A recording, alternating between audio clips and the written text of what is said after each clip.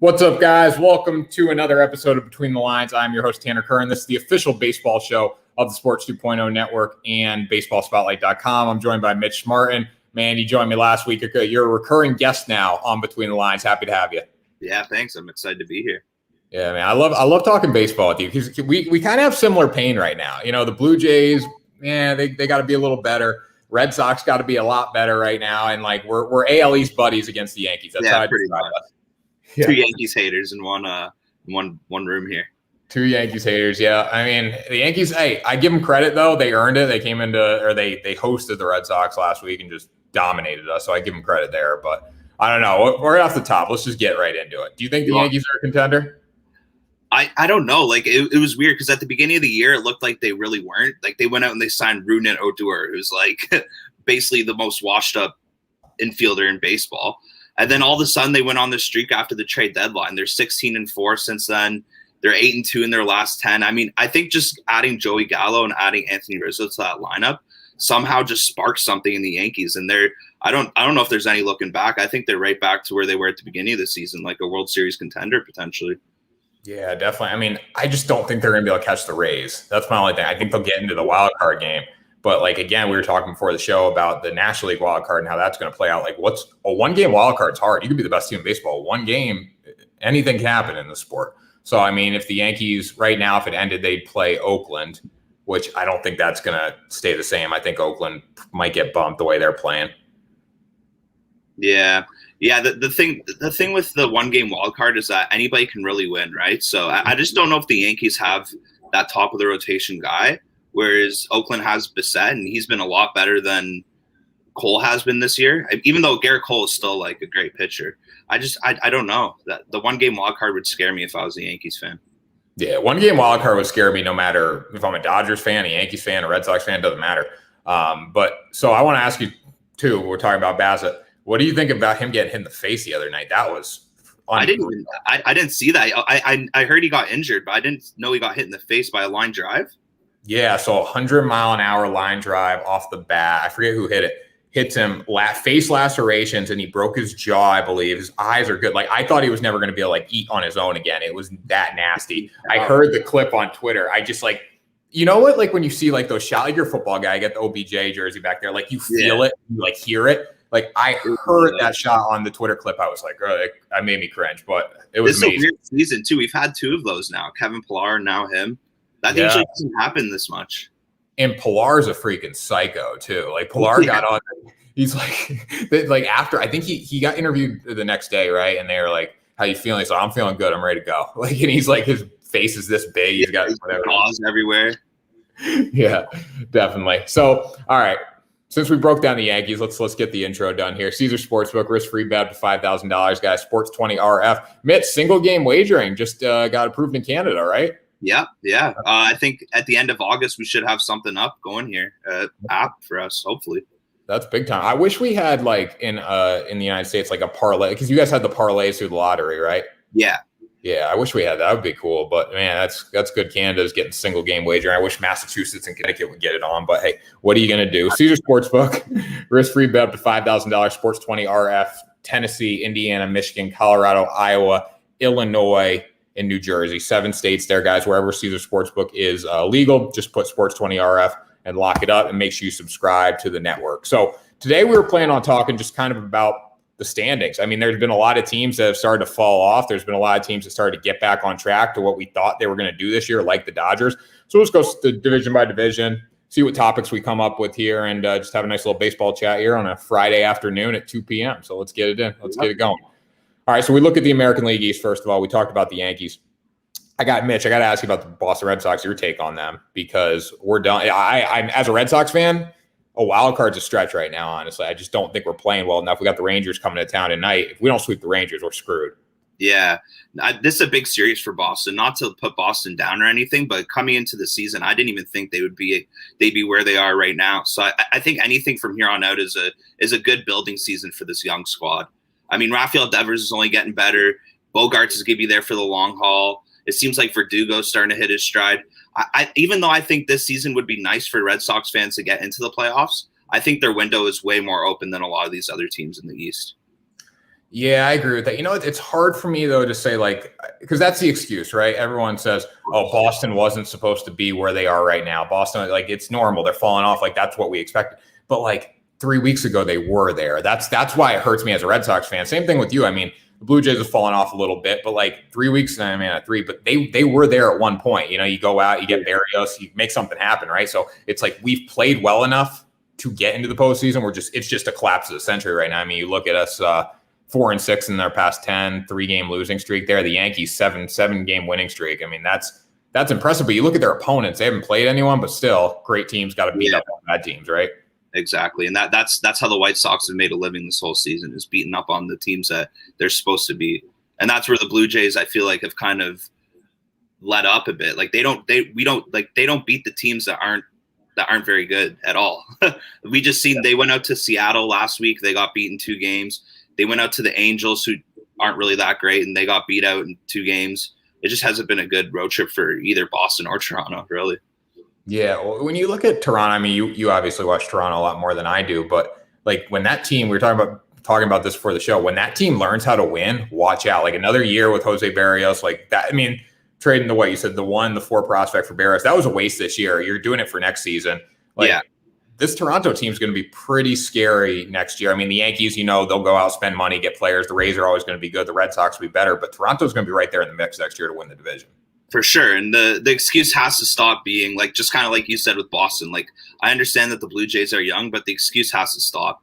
Next year, they have to start winning. They have to become one of those perennial playoff teams, one of those teams that you just expect to make it every year, like the Dodgers, like the Giants, like the Yankees.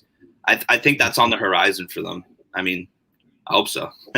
Yeah. Hey, I do too for the Red Sox. I mean, I hope we're getting back to that World Series caliber team. We don't have it this year, and that's obvious. But it's like we were just there. Like I'm still angry because we're just there. Now we're giving it up. But, they still have a shot. Both teams are still mathematically in it. Anything can happen. That's the beauty of the game. So.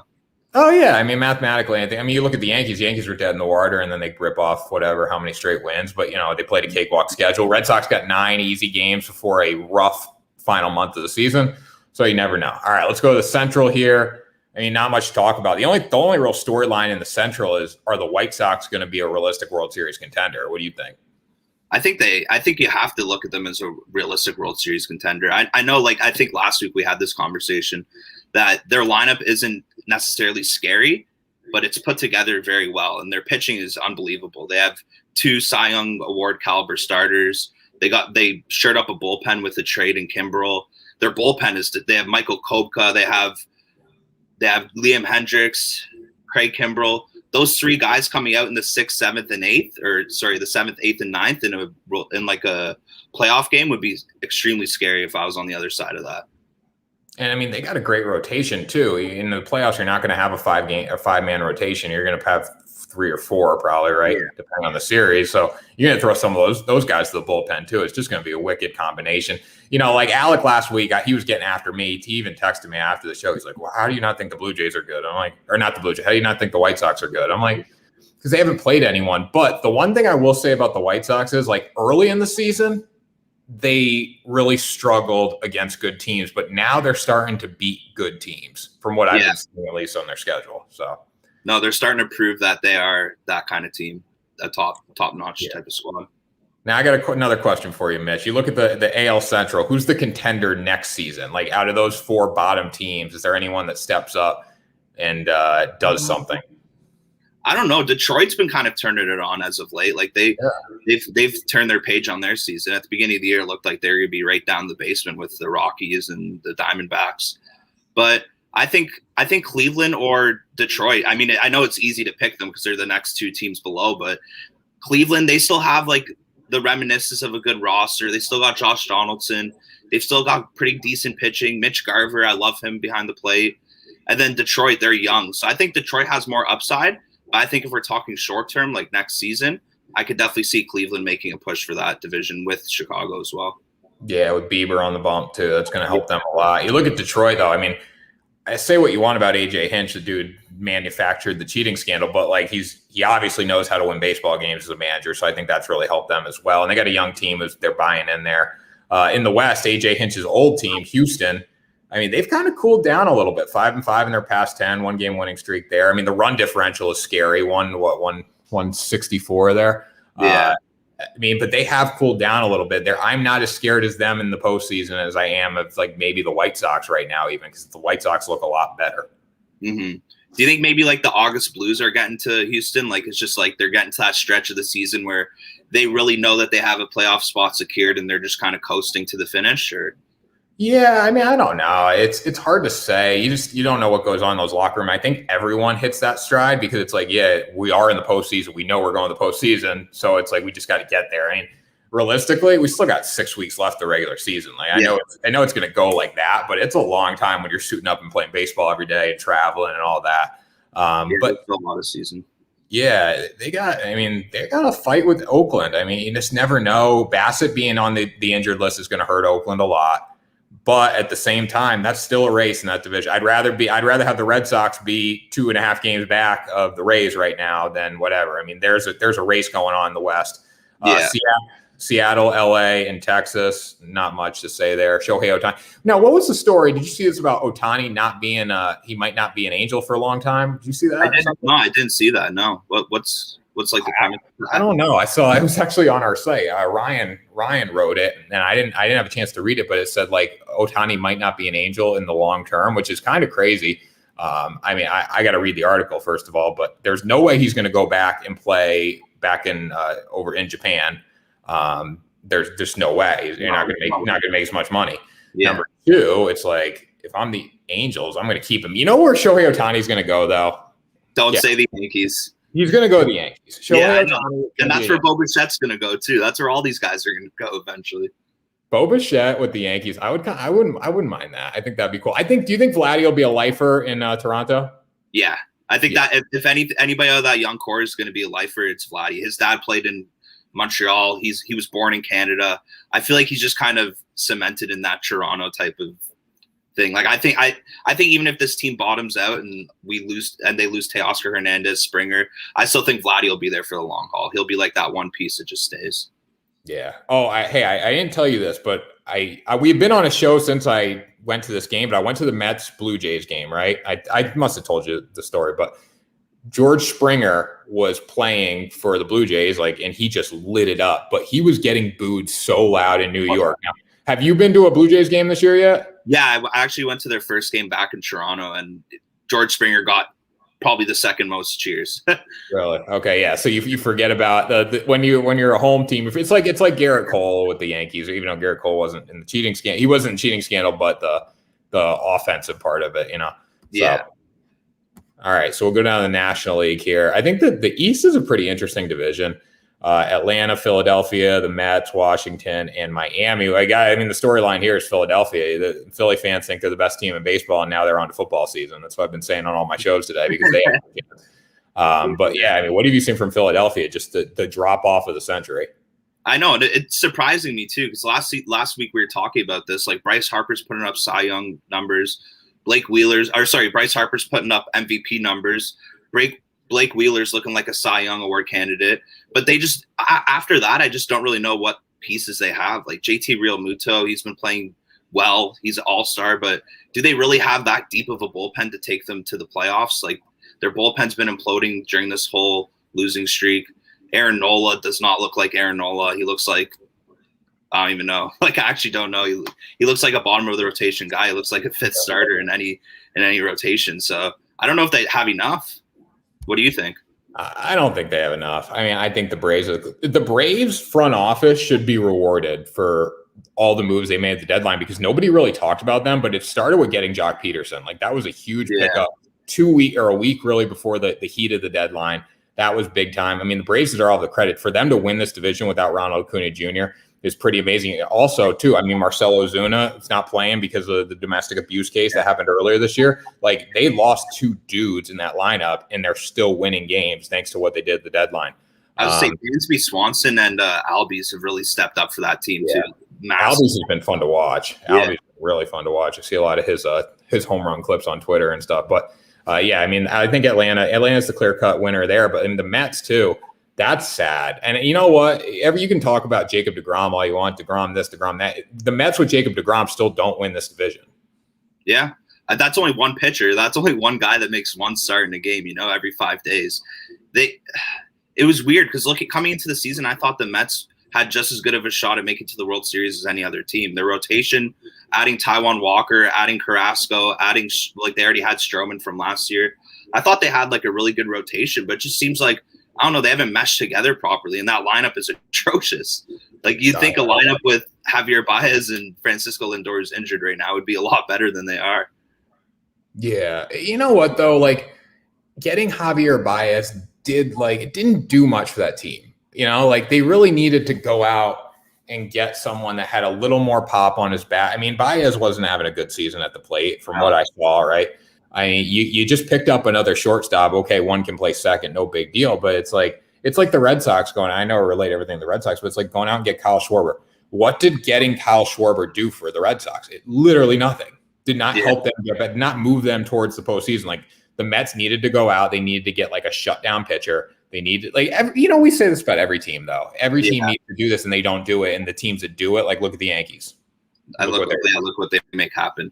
Not to get off topic of the Mets here, but relating that back to Boston, I think that's also what really hurt Boston in the long run too, is the front office not really backing up the team. They had to go out and get pitching. They needed pitching. They didn't really need Kyle Schwarber. They needed pitching more. And I feel like when the front office kind of didn't make that move, it seemed like it kind of deflated the whole team, and they just kind of haven't gotten back into it since then. Since the trade deadline, they've been scuffling a lot. Yeah, I mean, don't even get me started on the Red Sox trade deadline. That was because I thought Max Scherzer only wanted to go out west. I thought he said it's either I'm going out west or I'm going to stay in Washington. He was not going to go to the Yankees, but I found out the next day he was willing to go to Boston. Boston did not put a substantial offer down. Rizzo, you could have got Rizzo. Listen, you go out, you get Rizzo. You go out, you get Rizzo, you get Max Scherzer. Do you probably give up your future? Maybe, I don't know, but at least you're showing that you want to win. Go get one of them. Yeah, at least one. Yeah, go get one. And I think our bullpen arm could have been. I mean, Hansel Robles. We get Hansel Robles. He's actually doing pretty well for us right now. But it's that wasn't. None of that got us the step that we. None of those players gave us that step that we needed. Gave us that edge. I mean, we're not that good of a baseball team when you really think about it. We have a solid lineup that just is not performing right now, and our pitching is horrendous. Yeah. I mean, that's the problem. So it's you got Chris Sale going tonight at least. Yeah. But, I mean, I see all the Boston fans, especially Jared, one of the guys at Barstool. They love Chris Sale Day. It's like Manoah Day. I love Jared Carrabis, man. His content is great. I talk a lot of shit about the Yankees and all that. I get a lot of Twitter mentions for not relative to Carrabis, but I get some nasty messages on my Twitter. I can't imagine what he gets because he's wicked. I love Carrabis though. He says what he says. He says it. He calls it how it is. Yesterday, I respect what he did. He got on there. He's I don't know what happened to this team. This team is horrendous. Blah blah blah. But yeah. Carrabis is great. That whole Barstool baseball team is awesome. I think they have a really good team over there. Yeah, definitely. All right, so we'll go to the Central here. I mean, really, the Milwaukee Brewers have this division on lock. I don't think we need to spend a lot of time on them. I think the main storyline is how about the Reds going in and getting the wild card right now? I know they're 1.5 games back of the Padres. I think I got it. Show I said since he's are they ahead of them now? NL wild card. No. Okay. One game back. Game back. I said that last week. I said Cincinnati's a dark horse. They got a good team. Their lineup is really good. I mean, I don't know if they have the starting pitching to make a run at it, but if they can knock out the Padres, that'd be an upset story. For them to get in is amazing. But you know what? Did they really get in, or did the Padres allow them in? That sort of thing. The Padres lost. The Padres lost, and that allowed Cincinnati to get in. The Padres. Yeah. Go ahead. Well, I was going to say, realistically, the Reds didn't exactly earn it. They earned it, of course, but they didn't exactly go out and get it. They didn't go on this crazy 10-game win streak or 16-4 stretch. They just kind of kept winning, and the Padres kind of kept losing, and that's how it worked out. The Padres literally just lost 3 games to the Colorado Rockies. The San Diego Padres are dropping 3 straight to the Rockies. And they just dropped 2 to the Diamondbacks before that. Yeah, they're 3-7. They're past 10, 3-game losing streak, 12 games out. Imagine us saying that the Giants were going to be winning the division. The Dodgers are catching up, 2.5 games back. Dodgers are going to win this division when I see that. Especially because they got 3 games. Well, it's you know what's going to come down to the last 3 games against the Giants because they got 3 more games on the schedule against them this year. I mean, big series. They're freaking roll. We'll spend a little time on the NL West after this, but like the Padres just fell apart. The Reds are credit them; they're winning games, but again, they're in a division where they're winning games. I mean, you look at the NL Central, you look at the American League Central; those are terrible divisions. Yeah, top to bottom. Well, not top to bottom. 2 through 5. Yeah, they're not contenders whatsoever. I'm curious your take though. Like, do you think Milwaukee is what they are? Like, do you think that they are what their record shows? You know, I spend a lot of time picking on like the White Sox because I'm more of an American League guy because I'm watching the Red Sox all the time. But like Milwaukee's look pretty damn good. They pitch well, they hit well. Again, they're not doing it against the best opponents, but they are in the National League. So they have to play the West a little bit. You got to play the East a little bit. I mean, I don't know. In the West, it's the Dodgers. Like, let's be real. It's because here's what's going to happen. The Dodgers win the division, whatever. It's Giants versus Reds. It's Giants versus Padres. Doesn't matter. 1-game wild card. We're going to get Dodgers Giants in that first NLDS series. So it's going to come down to that. And then the winner of that is going to win the NLCS. No doubt. And whoever wins between Milwaukee and Atlanta would go on to face them, and that's a walk in the park for either Giants or Dodgers. Yeah, I mean, just the pitching and stuff they got coming out of it. It's going to be tough to beat the Dodgers. So let's move down to the West because, I mean, that's the biggest storyline right now. Now, Mitch, going into the season, if I would tell you right now with 6 weeks left to play that the Padres would be 12 games out of first place, the Dodgers would be 2.5 games back behind the Giants, who have the best record in baseball, what would you say? I would say you're crazy. Yeah. I mean, going into the season, San Diego had the highest payroll out of any starting pitching staff in the league, and now they actually have the worst starting pitching. So, like, stuff that you just don't expect to happen happens. It's weird. You know who's been a big disappointment for them is Blake Snell. Just really disappointing for him. I mean, he comes in, last year, he leads, realistically leads the Rays to the World Series. Like, he was a big part of that team. Charlie Morton was too. You can't take that away from him, and Glasnow, obviously. But, Snell was a big part of that team, and he has just not showed up in San Diego at all. Yeah, I don't know what's up with that. It's weird because it's not like Snell has had a track record of being bad at all. He's only ever been good since he's came up, really. So I don't know. Maybe it's just a one-off season. Maybe his head just isn't there. He'll get it back next season. But he's been a massive disappointment for that team, along with all their injuries. I mean, they've had 13 guys injured off their starting rotation this year. That's crazy. Yeah, definitely. Now with the Dodgers, I mean, the thing that I've seen with the Dodgers, at least, is they're winning the tight games right now. And that's the biggest thing for me. Because are they hitting the ball great? No, but that's going to come. I mean, that team's too good not to hit the ball as we get towards October, but they're winning tight games. I mean, even against the Pirates, they had a really tough series against the Pirates, but they found a way to win every game. It was a 3-2 game, 4-3, whatever. It doesn't matter. It doesn't matter if it's the Pirates. They found a way to win the tight game, which is something they had not really been doing consistently earlier in the year. And that's kind of how I know, this team's back. This team's feeling good about themselves. Oh yeah, no, the Dodgers are. I mean, they're 9-1 their last 10 games. They're back. They've gotten everybody healthy. I think that's the biggest thing for them. Like Kyle Seagers came back. Mookie Betts, I think he's still injured right now. If I'm wrong, but he's coming back soon. Cody Bellinger's starting to hit again, and then their rotation is ridiculous. So I don't know. It's gonna be interesting to see how they would stack up in a 1-game wildcard game if it got down to that point.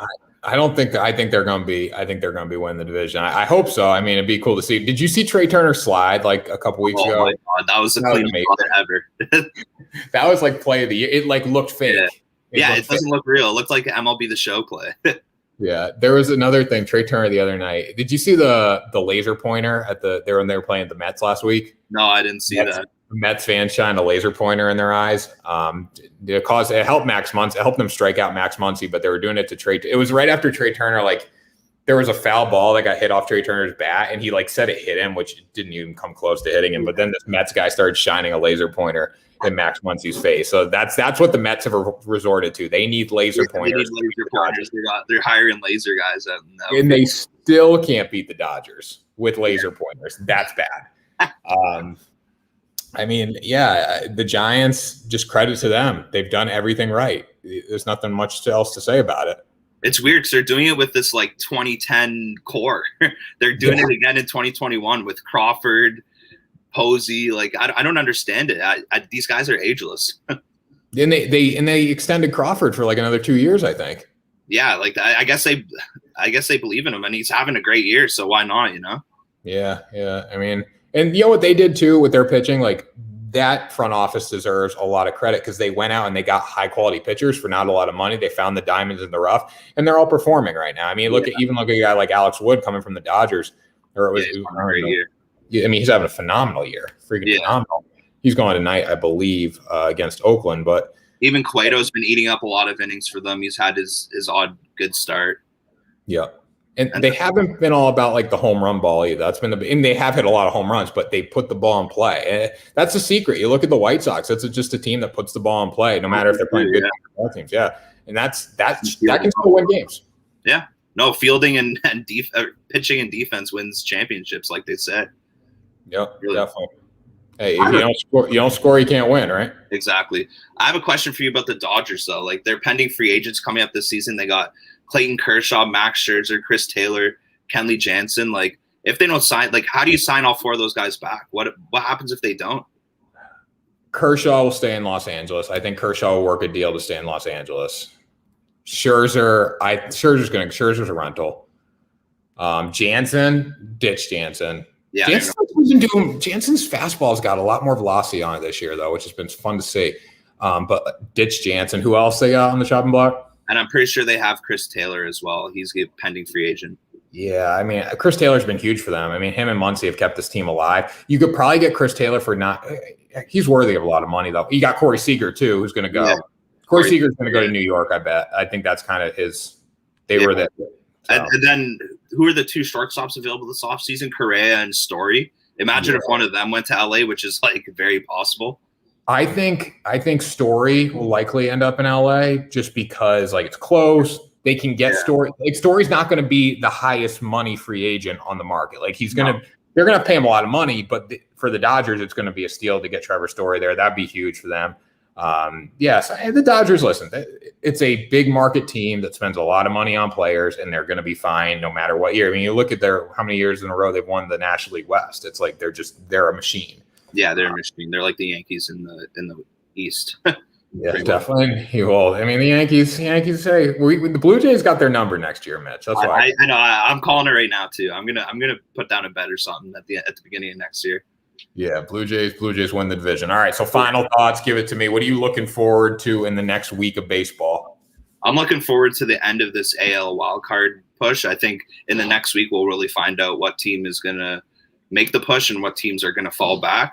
And I'm looking forward to that Giants-Dodgers matchup. I'm not sure when they're playing. I think it's closer to the end of the season. Yeah. But I'm interested to see how that division works out. If the Dodgers maybe fall back a bit, if the Giants keep getting hot. Those are two interesting storylines for me. Yeah, definitely. So for me, it's the Texas Rangers are coming to town this weekend. One game was probably going to get rained out on Sunday, but we need a sweep this weekend. You need a sweep. Realistically, you need to sweep the Twins, the Indians, and the Rangers. That's just what it comes down to. You need to, because then you go to the Rays for a huge 4-game series.